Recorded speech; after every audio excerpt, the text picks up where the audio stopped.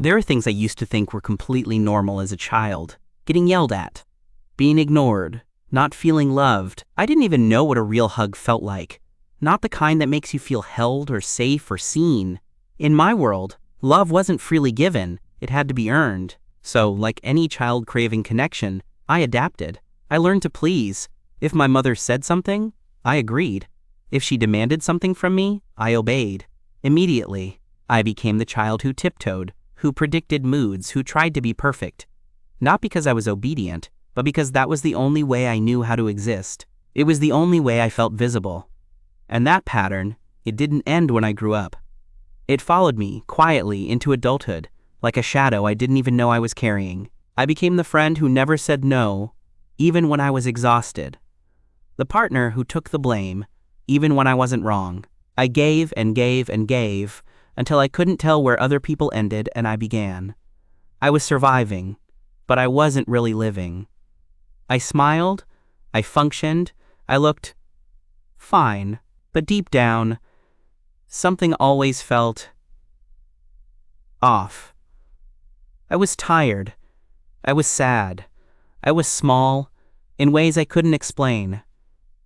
Then one day, everything shifted.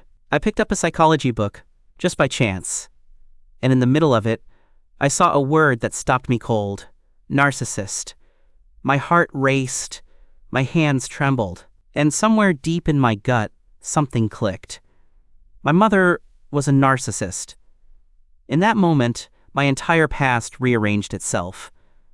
The people-pleasing, the fear of conflict, the guilt I felt whenever I prioritized myself.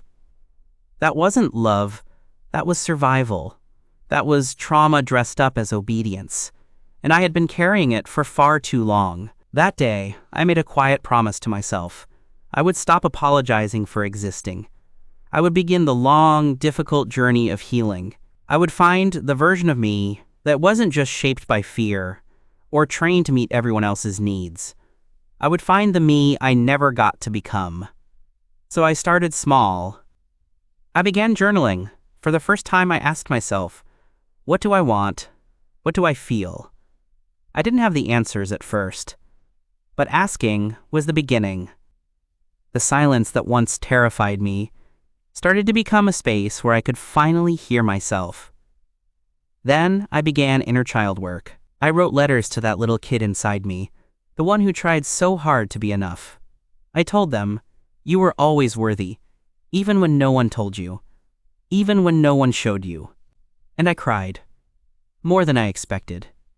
But those tears made space for the truth. I learned about boundaries. At first, saying no felt like betrayal. It felt like I was setting fire to everything I knew. But over time, I came to understand that boundaries aren't rejection. They're self-respect. Slowly, my nervous system stopped bracing for backlash. My body learned it was safe to take up space.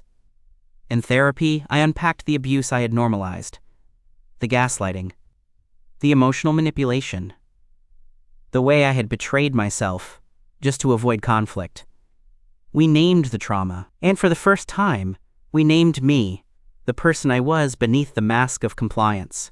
I practiced self-compassion, not the soft, surface-level kind. The brave kind, the kind that looks in the mirror and says, you deserved better. And you still do. I learned about complex PTSD, how trauma doesn't just come from what happened, but from what never happened. The love that was never given, the protection that never arrived. The voice I was never allowed to use. Now I'm healing. It's not linear, it's not easy, but it's happening. I no longer mold myself to fit someone else's version of me. I no longer beg for scraps of affection. I no longer carry shame that was never mine to hold. I'm rebuilding, piece by piece, with gentleness, with courage, with boundaries and self-trust, and a voice that finally feels like my own. I'm not done yet.